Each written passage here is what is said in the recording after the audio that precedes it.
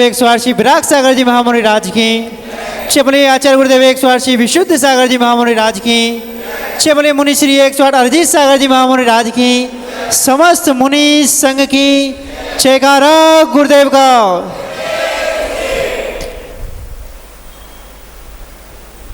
विशुद्ध वर्षा योग 2025 के अंतर्गत पूज्य गुरुदेव 108 अरिजीत सागर जी महाराज का चातुर्मास डीमापुर में हो रहा है। आज की शाम प्रवचन श्रृंखला के अंतर्गत हमारे सभी पुरुष वर्ग से निवेदन करते हैं कि आप लोग आएँ और पूज्य आचार्य गुरुदेव विराग सागर जी के चित्र के समक्ष देव पूजन करेंगे। और महिला समाज से निवेदन करते हैं कि आप लोग श्रवणाचार्य 108 विशुद्ध सागर जी महाराज के चित्र के समक्ष पहुंचकर दीप पूजन करें। ज्योति से ज्योति जलाते चलो, ज्ञान के गंगा बहाते चलो, ज्ञान के गंगा बहाते चलो। राह में आए जो देने दुखे, राह में आए जो देने दुखे, उनको गले से लगाते चलो। चलिए आ जाएंगे सभी लोग। और आज के प्रवचन के पहले मैं मंगलाचरण करने के लिए श्रीमती पूनम देवी पाटनी को निवेदन करूंगा कि वो आएँ और आज का मंगलाचरण करके धर्म सभा का प्रारंभ करें। गाले रे प्रभु गुण गाले रे, भटकत भटकत बहु दिन बीता, अमृत कहता पर विष पीता, देवन का घट रीता। प्रभु गुण गाले रे, प्रभु गुण गाले रे। नर्तन बार बार नहीं आए, क्यों तू जीवन व्यर्थ गमाए, तेरे काम कुछ नहीं आए। प्रभु गुण गाले रे, प्रभु गुण गाले रे। उपस्थित समस्त श्रोताओं की ओर से पूज्य गुरुदेव से निवेदन करते हैं कि हे गुरुदेव, आप अपने मुखारबिंद से अमृतमयी वाणी का रसपान कर हम सभी लोगों के लिए कृतार्थ कीजिए। नमोस्तु गुरुदेव, नमोस्तु गुरुदेव, नमोस्तु। ओम नमः सिद्धेभ्यः।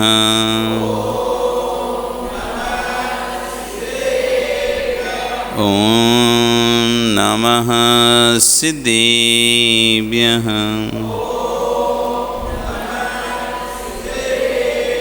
तिर्यणे खग्गिणाये रुतारे मोय सिर सिरेणि विहु, आयरी राहु पसियो, परवादिन्यो भव्य झीलोए। नमो हरिहंताणं, नमो सिद्धाणं, नमो आयरीयाणं, नमो वच्छायाणं, नमो लोये सव्यसां। बोले अनंत नसे परमेष्टि भगवान की, आदिनम आदिनाथ भगवान की, वर्तमान शासन महावीर भगवान की, आचार्य श्री 108 कुलभद्र स्वामी महाराज की, आचार्य गुरु श्री 108 विश्व सागर जी महाराज की, अहिंसा में विश्व धर्म की। चेवरी मुनि श्री 108 अरिजीत सागर जी महामुनि राज की, समस्त मुनि संघ की जयकारा गुरुदेव का। भवंदो वर्तमान शासन न्यायिक वर्धमान स्वामी के शासन में तीर्थंकर प्रभु की चरण निश्रा में बैठकर हम सभी जिन देशना का श्रवण कर रहे हैं। आचार्य यहाँ पर मनुष्य पर्याय के सुख की बात कर रहे थे। मनुष्य पर्याय की सुख की चर्चा कर रहे थे कि यदि मनुष्य पर्याय का सुख का आनंद ले लिया तुमने तो नियम से स्वर्ग अथवा मोक्ष। और हमने सुख की परिभाषा मान के रखी इंद्रिय सुख। इंद्रिय सुख की यहां पर चर्चा नहीं करी थी आचार्य लोगों ने। यहां सुख से कह रहे थे आत्मिक सुख। आत्मिक सुख देवों को भी होता है, आत्मिक सुख मनुष्यों को भी होता है, लेकिन देवों का आत्मिक सुख मोक्ष नहीं ले जा सकता। देवों का आत्मिक सुख स्वर्ग नहीं पहुंचा सकता उनको, तो देव मरकर कभी देव नहीं बनते। फिर से देव मरण करके देव नहीं बनेंगे। देव मरण करके सिद्ध नहीं बनेंगे। वो कितना भी तत्व चर्चा कर लें, स्वाध्याय कर लें, आनंद में रहें, ग्रंथ के सुख देवत्व पर्याय का सुख भी भोगें, आनंद भी ले आत्मा का, तब भी वो ना तो देव बन पाएंगे और ना मोक्ष जा पाएंगे। क्योंकि देव से देवगति नहीं मिलती, वैक्रिक शरीर से वैक्रिक शरीर नहीं मिलता। उसे पहले मनुष्य तिरंज बनना ही पड़ेगा, फिर यहां से फिर भले देव दोबारा चला जाए। लेकिन मनुष्य में आकर उस सुख को भोगना पड़ेगा, उस आनंद को भोगना पड़ेगा आत्मा के, जिससे वापस देव पद मिलता है। वहां पर देव बनकर कितना भी स्वाध्याय अध्ययन करेगा, कितना भी आनंद में रहे, लेकिन उस आनंद से उसका ना तो मोक्ष सिद्ध हो रहा है, ना पुनः देवत्व पद सिद्ध हो रहा है।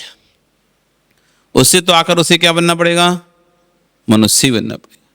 लेकिन मनुष्य पर्याय में जो सुख भोगेगा आत्मिक, जो आनंद लेगा, उस आनंद से देव और गहराई से आनंद ले लिया तो नियम से निर्वाण। ध्रुव सत्य, आचार्य ध्रुव सत्य, आनंद तो आत्मा का ही गुण है। आनंद किसका गुण है? आत्मा का ही गुण है। आनंद तो आत्मा का ही धर्म है।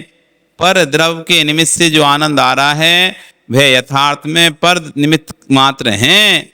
आनंद तभी आएगा जब संक्लिष्टता का अभाव होगा, निमित्तों का अभाव होगा। आनंद तो तभी आएगा। पर द्रव से मिश्रित वस्तु, जैसी पर द्रव का संयोग होगा आपका आनंद खत्म हो जाएगा। दूसरी, आपको यदि भोजन में आनंद आ रहा है तो नमक के संयोग से आ रहा है। यदि आपको अच्छा लग रहा है तो किसके संयोग से लग रहा है? नमक के संयोग से अच्छा लग रहा है ना भोजन। पर द्रव्य है ना उसमें, अगर उसका संयोग हटा दें, नमक का संयोग हटा दें भोजन में से, तो आपको कितना रुचिकर लगेगा भोजन। यदि हमें उसमें से नमक हटा दें भोजन में से, तो आपको भोजन सुरेश जी कितना अच्छा लगेगा, खिलेगा क्या? सब सामग्री डलिए, सब डलिए, जितना मसाला डलना है वो भी डलिए, क्रीम भी डलिए, सब मलाई भी है, सब है, ग्रेवी भी है और सुंदर भी बनाया है। बस एक ही चीज नहीं है। सौभाग्य जी, क्या चीज नहीं है? हैं? नमक नहीं है। कितना अच्छा लगेगा? नहीं लेगा। कितनी अच्छी रोटी बनी हो, कितनी घी डाल के रोटी बनी हो, लेकिन रोटी में नमक नहीं है, गले से नीचे नहीं उतरती। क्या रूखी रूखी रौनी रोटी बन, खा ही नहीं रहे। बिना नमक के खिलता ही नहीं है। अब सोचो कितनी कीमत है नमक की। एक चुटकी डलता है, लेकिन सब मसालों का राजा है। सब मसाले ना डालो, आदमी नमक डाल के खाना खा लेता है। आप कोई मसाले नहीं हो, चल जाएगा, पानी में डालेगा नमक और उससे रोटी खा लेगा। पानी में नमक डालेगा और उससे रोटी खा जाएगा, खप जाएगी उससे। नमक से रोटी लगा खा लेगा व्यक्ति। बाहर बाहर जाते हो, जब आपने पूड़ी परांठे कुछ लेके जाते हो, कुछ नहीं भी होता ना, नमक तो है, नमक लगा लगा कर रोटी खप जाती। खाए कि नहीं प्रदीप जी कभी नमक लगा कर रोटी? है काछरी ना, मतलब नमक चाहिए ना। सब व्यंजनों का राजा है, सब व्यंजनों का राजा है नमक। वो नहीं है तो फीका हो जाता है ना। तो जो आनंद आ रहा है पर निमित्त से आ रहा है, और जैसे ही पर निमित्त हटा आनंद भी खत्म हो गया। क्योंकि जो आनंद था पराश्रित था। पराश्रित आनंद लंबे समय तक नहीं चलता है। इसलिए तो कभी नमक ज्यादा हो जाता है, तो कभी नमक कम हो जाता है, कभी ठीक ठाक डल जाता है। ज्यादा हो जाता है तो आज कितना नमक कर दिया, तुम्हें तो नमक पसंद था ना, तो पसंद था तो इसका मतलब थोड़ा ना पूरा नमक भर दोगे। ज्यादा हो गया, आज क्या नमक नहीं डाला गया? डाला तो है, कितना कम नमक डाला है, तो कभी कम आ गया, कभी ज्यादा आ रहा है। पराश्रित है ना आनंद, तो ज्यादा आ गया सो दिक्कत, कम आ गया सो दिक्कत। जब बराबर आपके हिसाब से तब आपको लगता है कि हाँ आनंद है, आनंद है। तो रोज एक सा आनंद क्यों नहीं आ रहा आपको भोजन में? कभी कम हो जाता है, कभी ज्यादा हो जाता है, कभी कम हो जाता है, कभी। तो पराश्रित आनंद है। तो कहने की पर द्रव्य से निमित्त जो आनंद होता है वो यथार्थ में आनंद नहीं है, क्योंकि वे आनंद नष्ट हो जाता है। आत्मा में आनंद तभी आएगा, आनंद तभी आएगा जब संक्लिष्टता का अभाव होगा। निमित्त मात्र की संक्लेशता चल रही है। विश्वास रखना तीर्थंकर के संरक्षण में भी उस जीव को आनंद नहीं आ सकता।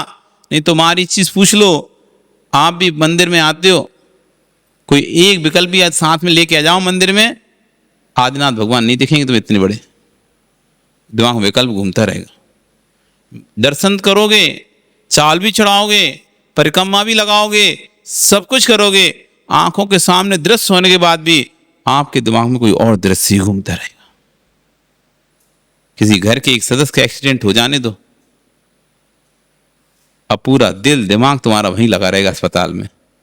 तुम्हारा नित्य देव दर्शन करने का नियम है तो मंदिर दर्शन करने तो आओगे, लेकिन दिमाग में क्या चलेगा तुम्हारे? दिमाग में वही चलता रहेगा, क्या हो गया, कैसे करेंगे, अब कैसे होगा। इधर पुंज चढ़ा रहे हो लेकिन अंदर चल रहा है, कैसे होगा, कैसे होगा, अब क्या होगा, कहाँ से पैसे की व्यवस्था करूंगी, कहाँ से इतना पैसा कहाँ से लाएंगे, अब कैसे इलाज कराएंगे, अब घर का क्या होगा, अब व्यापार का क्या होगा, कैसे अब ये व्यापार चलेगा।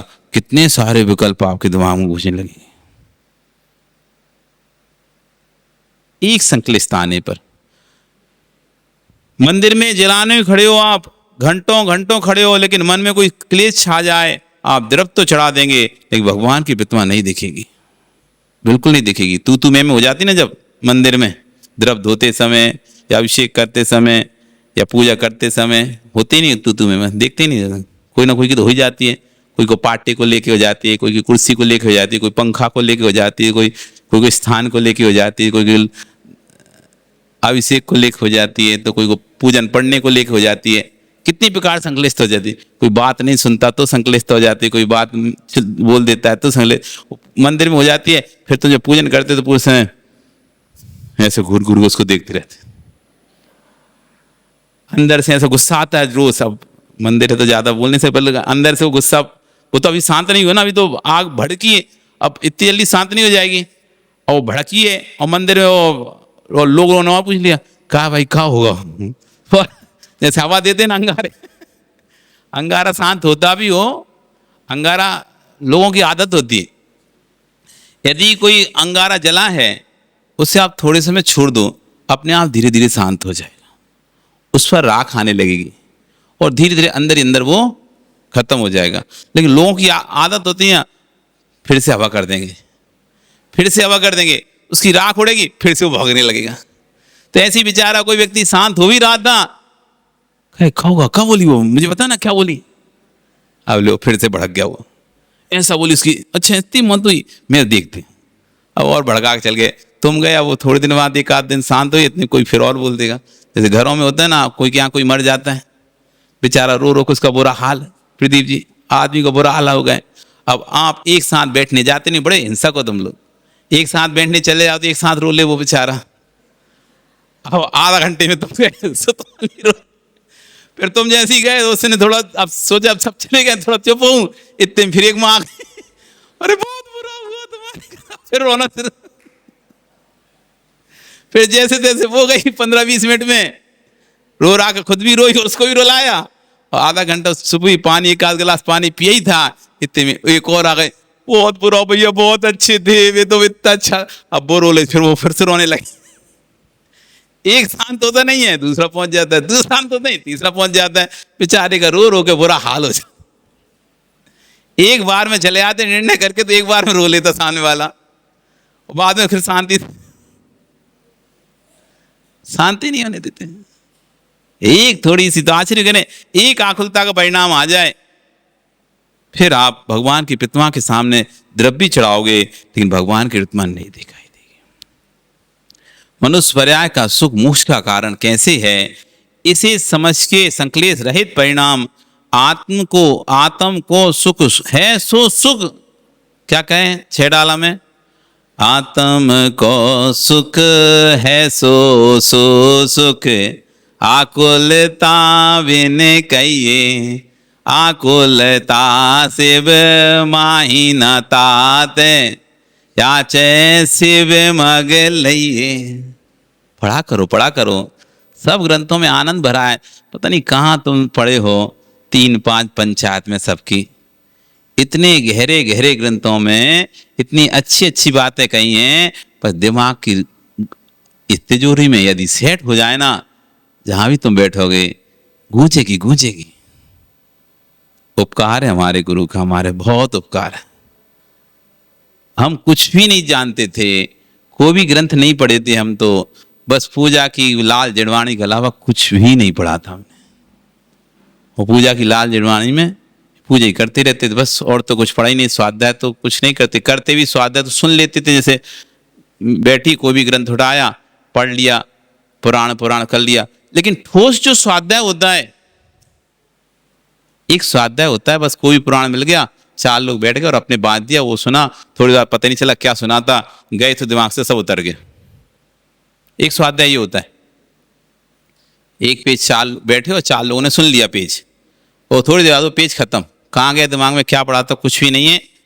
ये ठोस स्वाध्याय, ऊपर ऊपर का, हाथ पैर धो के आ जाओ बस, वैसे वाला है। लेकिन जो संघों में पढ़ाते हैं, जो क्लास में पढ़ाया जाता है, वो ठोस स्वाध्याय होता है, ठोस टंकोत्कीर्ण स्वाध्याय होता है। जब गुरु महाराज पढ़ाते हैं टंकोत्कीर्ण, उत्कीर्ण देते हैं, जैसे किसी पत्थर पर कोई आकृति उत्कीर्ण कर दिया जाए। अब चाहे आंधी आए, तूफान आए, बारिश आए, कुछ भी आए, वो आकृति उखड़ गई, अब वो मिटने वाली नहीं है। और हमारा स्वाध्याय तो धूल की, पानी की रेखा और धूल की रेखा जैसा है। इधर सुनते जाओ और 5 मिनट भी नहीं लगेंगे, इधर पूछो क्या कौन से राजा थे, नहीं पता कौन से राजा कहानी थी चल रही थी। अभी पुराणों में तुमसे पूछ लें, एक पद्म पुराण पढ़ोगे, मानता हो कौन से राजा के क्या वर्णन है, तुम्हें पढ़ी हो, तुम्हें नहीं बता पाओगे कौन से राजा, कौन सी नगरी, कौन सा शहर, कौन सा क्या था। हाँ कहानी चल रही थी थोड़ा तो, लेकिन नगरी का तुम्हें नाम भी नहीं पता, कौन सी नगरी थी, कौन सा राजा था, कौन सा पर्वत था, कौन सा नदी थी, सबका वर्णन आता है पुराणों में। कौन सा उद्यान था, कौन सा वृक्ष था, भगवान दीक्षा लेते जब सब वर्णन देते हैं। ये वृक्ष के नीचे, इस उद्यान में, इस पालकी में बैठकर इन देवों के द्वारा भगवान को ले जाया गया। अब तुमसे पूछे क्या है, कुछ इतना है कि भगवान गए और दीक्षा ली उन्होंने, पंचमुष्टि की, जो मोटा मोटा याद है बस उतना रह जाएगा। क्योंकि हमारे यहाँ तो जल की रेखा के जैसा ज्ञान है, ऐसे जल में इधर रेखा खींचते जाओ, दिखेगी तो खींच रही है, लेकिन इधर पीछे से आंखें पाट, पीछे सपाट। अथवा धूली की रेखा के जैसे ज्ञान है हमारा, धूली में रेखा खींची, थोड़ी देर तक तो ठीक है रखी रहे, जैसे एक हवा चली सब फ्लैट। तो जब तक बैठे थे वहां स्वाध्याय में, तब तक सब समझ में आ रहा था, और जैसे ही घर के लिए निकले, अगले दिन फिर आए जब स्वाध्याय में, कहां से पढ़ रहे थे, छेपा नहीं लगा तो ढूंढ ही नहीं पाओ तुम कहां से पढ़ रहे थे। यदि आप ग्रंथ में छेपा लगा के ना जाओ, विश्वास हम कह रहे हैं, आप लिख के रख लो, आप यदि ग्रंथ में छेपा लगा के नहीं जाओगे कि कहां पढ़ रहे थे, अगले दिन जाके ग्रंथ ढूंढते रहोगे, आपको पेज नहीं मिलेगा, आपको याद ही नहीं मिल कौन सा पेज पढ़ रहा था, कंफ्यूजन हो, ये वाला पढ़ा कि नहीं पढ़ा, लग तो नहीं रहा, ये नहीं पढ़ा, फिर बीच में एक पेज आया, अरे यार यहां तक तो पढ़ ही लिया था, ये पेज का तो याद है, पर ये तो बिल्कुल भी याद नहीं आ रहा है, पढ़े कि नहीं पढ़े। फिर आखिरी में आओ, अब कहां तक पढ़ा, नहीं समझ, चलो ठीक है यहीं से पढ़ ले रहे, चलो। ऐसा स्थिति हो गई है। क्यों, हमारा वो धूली की रेखा जैसी थी ज्ञान, उस समय तो लग रहा था हाँ सब हो गया, और जैसे ही घर गए और अगले दिन जब आए तो कुछ नहीं समझे, फुट सब दिमाग से उतर गया, है ही नहीं कुछ। लेकिन जब गुरु पढ़ाते हैं टंकोत्कीर्ण ज्ञान देते हैं, टांकी से जैसे उत्कीर्ण कर दिया पत्थर पे नाम, अमुक चंदों ने ये हॉल बनवाया, अमुक चंद ने वो हॉल बनवाया, अमुक चंद ने उत्कीर्ण कर दिए तुमने, ठुक ठुक के अब मिटा लो, अब नहीं मिट पा रहा है, लगे रहे। ऐसे ज्ञान टंकोत्कीर्ण होता है जब गुरु महाराज पढ़ाते हैं। इसलिए भैया गुरु मुख से क्लास पढ़ोगे तो दिमाग में टंकोत्कीर्ण ज्ञान आएगा। ये तुम लोग बहुत गलत कर रहे हो, बहुत गलत।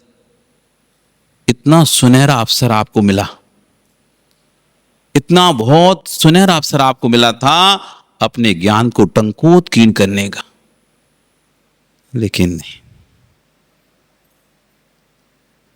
अब जिसकी जैसी होनार होती है बुद्धि वैसी चलती है। ज्ञानावरणी कर्म का क्षोभसम नहीं है आपका, ज्ञानावरणी कर्म का क्षोभसम नहीं है आपका। ज्ञानावरणी कर्म का आवरण पड़ा है तीव्र, इसलिए सामने निमित्त होने पर भी, सामने निमित्त मौजूद होने पर भी हम ज्ञान हासिल नहीं कर पा रहे। अंतराय कर्म का तीर बंद बांध के बैठे हो आप, तीर बंद। एक तो इस देश में आ गए तो वैसे ही अंतराय कर्म का सबसे बड़ा बंद तो यही है। अपना देश छोड़ के जहां पर साधुओं का विचरण होता था, जहां साधुओं का आवागमन होता था, ऐसा देश छोड़कर यहां आके बस गए हैं। एक तो सबसे बड़ा अंतराय कर्म यही था, क्योंकि यहां तो साधुओं का मिलना तो ऐसे ये दुर्लभ लई जो चिंतामणि, जैसे चिंतामणि मिलना दुर्लभ होता है, ऐसे ही साधुओं का आना यहाँ पे दुर्लभ है। तो एक तो अंतराय कर्म यही रहा कि यहाँ आके बस गए। फिर दूसरा अंतराय कर्म इतना तीव्र है कि जैसे तैसे साधु आ भी गए, ना तो ज्ञान हासिल कर पा रहे, ना दान दे पा रहे, ना स्वाध्याय कर पा रहे, ना सेवा बहिवृत्ति कर पा रहे, कुछ भी नहीं कर पाए। सोचो कितना बड़ा तीव्र अंतराय कर्म का बंद होगा अपना। अपन अपने आप से पूछो कि जब बाहर तो ठीक है जा ही नहीं पा रहा, वो तो एक अंतराय कर्म है ही। हमारे यहाँ आना जाना नहीं लगा, कभी कभी कोई आ गया, आने के बाद भी मेरा भाव नहीं हो रहा, मुझे कोई ना कोई अड़चन आ जाती है, कोई ना कोई काम आ जाता है, कोई ना कोई बात हो जाती है, सोचता हूं मन बना के कि जाऊंगा, फिर कोई ना कोई काम आ जाता है।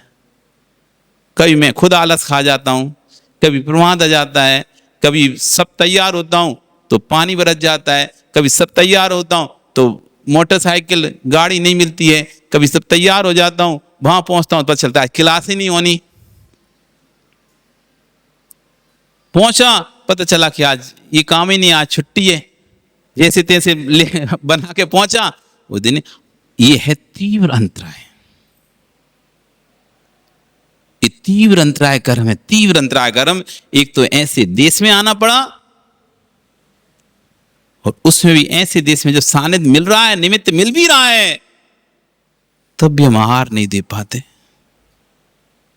तब भी हम वैविध्य नहीं कर पाते, तब भी हम कुछ भी तो नहीं कर पा रहे। क्या कर रहे हैं? इतना तीव्र अंतराय कर्म है। गलती आपकी नहीं है, गलती कर्म की है, जो आपको ऐसी तीव्रता के साथ बंधा है, सोच कर भी आप नहीं सोच पा रहे। जब कर्म को उदय आता है ना तीव्र, आदमी दीक्षा के मंडप से उठ के चला जाता है।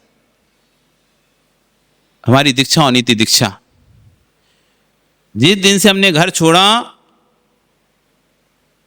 3 दीक्षाएं सुनन दीक्षाओं को देखा और हमने अपना घर छोड़ा, उस दिन से हर दिन हम एक श्रीफल गुरुजी महाराज को चढ़ाते थे कि हमारी दीक्षा दो, हमको भी दीक्षा दो। हम देखो कर्म का कैसा उदय होता है। प्रतिदिन कोई भी दिन ऐसा नहीं जाता था जब उनके पाद प्रक्षालन ना करें। हम संघ में रहते थे तो, अब घर में आगत बात अलग, जब भी संघ में रहते थे सुबह सबसे पहले पाद प्रक्षालन करते थे, उनके जाकर वंदना करते थे और एक श्रीफल रोज चढ़ाते थे। आचार्यवन वो दिन कब आएगा जब हम भी ऐसे निर्घंत मुनि बनेंगे। प्रतिदिन श्रीफल चढ़ाते थे। 2 साल तक श्रीफल चढ़ाए। आखिरी में समय आ गया, आखिरी में वो समय आ गया जब दीक्षाओं की घोषणा प्रारंभ होने लगी। तारीख निर्णय हो गई, 8 नवंबर को दीक्षाएं होंगी।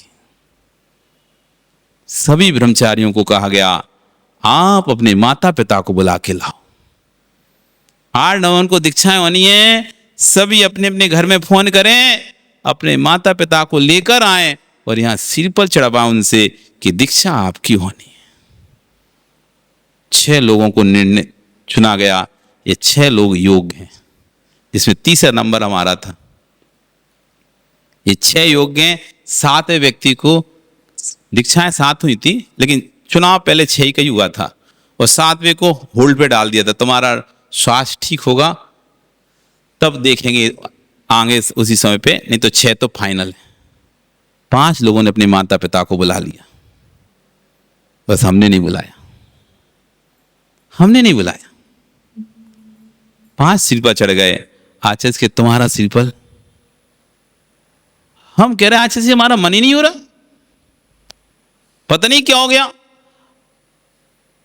अंदर से इच्छा नहीं हो रही हमको कि हम श्रीफल चढ़ाएं दीक्षा के लिए। आचार्य के इतना चकित हुए, 2 साल से रोज श्रीफल चढ़ा रहे हो, अब जब बारी आई दीक्षा की तब नहीं हो रहा। वो भाप गए, चायत मोहिनी कर्म का तीव्र हृदय सामने आके खड़ा हो गया है। चायत मोहिनी कर्म का तीव्र हृदय आगे खड़ा हो गया है, जो इसे संयम के मार्ग पर आगे बढ़ने नहीं दे रहा है। इनकी क्या करूं? कुछ नहीं, शांत रहो।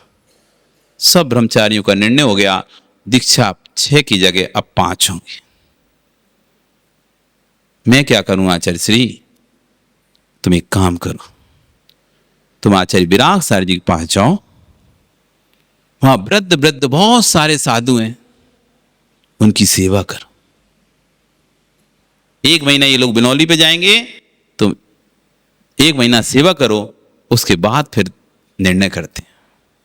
उन्होंने हमको आचार्य विराग सार जी के पास भेज दिया। वहां 1 महीने तक वृद्धों की सेवा, मुनिराजों की हमने जी तोड़ सेवा की, और 1 महीने का ऐसा प्रभाव हुआ, ऐसा प्रभाव हुआ, हमारे चायत मोहिनी कर्म का ऐसा उपशमन हुआ, तुरंत वहां से आए, घर वालों को बुलाया, दीक्षा लेनी है। साधु सेवा से चारित मोहिनी कर्म का तीव्र उपशमन होता है। आचार्य जी ज्ञानी थे, उन्होंने चिल्लाया नहीं, गुस्सा नहीं किया, क्या इतने दिन से करते थे और अब टाइम पे मना कर, नहीं लेना ही पड़ेगा, कोई जिद्दी नहीं करी। उनको पता था कि जब तक कर्म का उदय रहेगा तब तक जीव को हम समझाएंगे भी, बताएंगे भी, बोलेंगे भी, पल्ले नहीं पड़ेगा। इसलिए उन्होंने उपाय बताया, तुम तो जाओ और साधु की सेवा करो। हम दिन रात ना रात, और कोई साधु बीमार होता तो रात भर जग के उनकी सेवा करते थे। और सेवा से ऐसा कर्म का उपशमन हुआ, ऐसा कर्म का चायत मोहिनी का उपशमन हुआ। और वहां से आए और आते सी सबसे पहले आचार्य जी, उन्होंने जबरदस्ती नहीं बोला कि चढ़ाना, कुछ भी नहीं बोला, बस आते से भाव हो गए कि अब तुम्हें दीक्षा लेनी है। और सबसे पहले सिर पर आचार्य जी आए, हमें अब दीक्षा चाहिए, हमें दीक्षा चाहिए। जो दूसरे थे जो जिनको होल्ड पे डाल रहा, उनको बोला जाओ सम्यक शिखर की वंदना करो खूब भक्ति भाव के साथ। और जैसे उन्होंने सम्यक शिखर की वंदना करी, रिपोर्ट उनकी अच्छी आ गई, तो वो भी दीक्षा के योग हो गए। ऐसे करके 7 दीक्षाएं, कहाँ 6 हो रही थी, 6 से 5 हो गई और 5 से 7 हो गई। फिर से बिल्कुल 10 दिन पहले फाइनल हुई। 10 दिन बचे थे दीक्षा के, पत्रिका छप के आ चुकी थी, सारी पत्रिका फिर से कैंसिल करके पूरी नए सिरे से पूरी पत्रिका बनाई। 10 दिन पहले दीक्षा का निर्णय हुआ। हम सिर्फ 10 दिन पहले आए थे दीक्षा देखने के चलते हैं, और पहुंचते से ही भाव बन गया और दीक्षा। इसलिए भैया साधु सेवा से बहुत कर्म का उपशमन होता है। ये बहुत कर्मों का उपशमन करना हो तो साधु की जी तोड़ मेहनत सेवा कर लो। क्षमता से भी अधिक कर सकते हो तो क्षमता से भी अधिक कर लो, देखना अति से चमत्कार पैदा होगा। हम संग में भी रहे तो हमने संग में भी जी तोड़, जो भी जब साधु बनने के बाद भी वो भी साधु बीमार हो जाता था, खुशी हो जाता था, दिन रात उसकी सेवा करते थे। जब एक समय ऐसा आ गया कि हम बीमार पड़ गए, जैसे हम बीमार पड़े, सारे साधुओं ने 30 साधु ने एक साथ जाप आराधना शुरू करे मान ली। और जो बीमारी हमको हुई थी, उस बीमारी यदि वो रह जाती ना तो नियम से समाधि पक्का था, क्योंकि उसके बाद साधुपना बचे नहीं सकता था। पैरालाइसिस अटैक, एक तरफ का शरीर पूरा रह गया था, अब ना उठ सकते, ना चल सकते, ना खा सकते, ना बैठ सकते, कुछ नहीं। 3 दिन तक उपवास रहा और 3 दिन साधु ने इतनी जाप आराधना की, सेवा की, तीसरे दिन एकदम भले चंगे जैसे थे वैसे। सेवा का फल मिलता है, सेवा का फल मिलता है। बड़ी से बड़ी बीमारी, बड़ी से बड़ा सा कष्ट संकट छोटे में निकल जाता है, छोटे में चला जाता है। इसलिए भैया अवसर पता नहीं कब आएंगे कब नहीं आएंगे, लेकिन आए हुए अवसर को खो देना ये मूर्खता है। अवसर कब आएंगे पता नहीं है, हो सके अगले साल फिर कोई अवसर आ जाए, उसके अगले साल आ जाए अवसर, लेकिन जो अवसर सामने है उसको यदि तुमने खो दिया, अब आगे अवसर आएगा नहीं आएगा, ये अवसर खो दिया तो आपकी सबसे बड़ी मूर्खता होगी। यथार्थ जो मनुष्य पर्याय आपको मिली है वे आकुलता रहित श्रुत की प्राप्ति साधना के लिए मिली। श्रुत की प्राप्ति साधना, गुरुदेव ने इतना पढ़ाया, इतना पढ़ाया, इतना पढ़ाया, टंकोत्कीर्ण कर दिया। उस समय लगता था क्या गुरुजी इतना क्यों पढ़ा रहे हैं, हमें क्या करना है, माला ही तो फेरना है, माला ही तो फेरना है, बस अपना धर्म ध्यान करना है, माला फेरना है, इतना क्यों पढ़ाते, इतना क्यों पढ़ाते। आज लगता है जब यहाँ से गाथाएं बोलते हैं, वो गाथाएं एकदम दिमाग में ऐसे चलती जैसे रील चलती फिल्म। आत्म को सुख है सो सो सुख, आकुलता बिन कहिए, आकुलता शिव माही न ताते, याते शिव मग चाहिए। इसलिए शिव मार्ग चाहिए हमको, और कोई कारण नहीं है। हमें आकुलता रहे सुख चाहिए, इसलिए मुनि बने। कौन सा वाला सुख चाहिए हमको निखिल, तुम्हें कौन सा चाहिए? पूछ ले पप्पा से कितना सुखी है। सब लगी है, निखिल को शादी करनी है, निखिल को पढ़ाना है, निखिल को व्यापार कराना है, निखिल को काम पे लगाना है, निखिल को ऐसा करना है, निखिल क्या आकुलता। अब दुकान नहीं खोलना है, उसमें माल भरना है, फिर चलेगी कि नहीं चलेगी, ग्राहक आएंगे नहीं, कितनी आकुलता है। फिर काम वाला नहीं मिल रहा, काम करने वाला नहीं मिल रहा है, आकुलता है।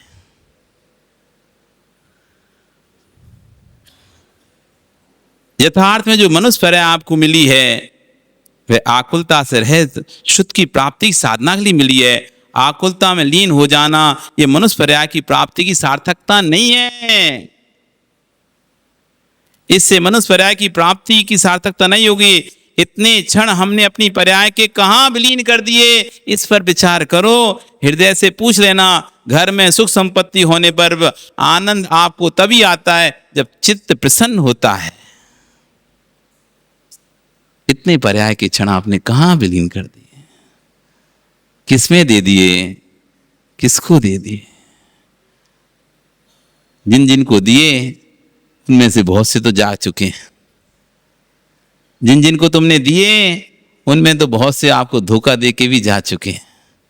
जिनके लिए तुमने कितना किया, इतना किया, इतना किया, कितने शत्रु तैयार कर लिए, वो ये चले गए तुम्हें छोड़कर।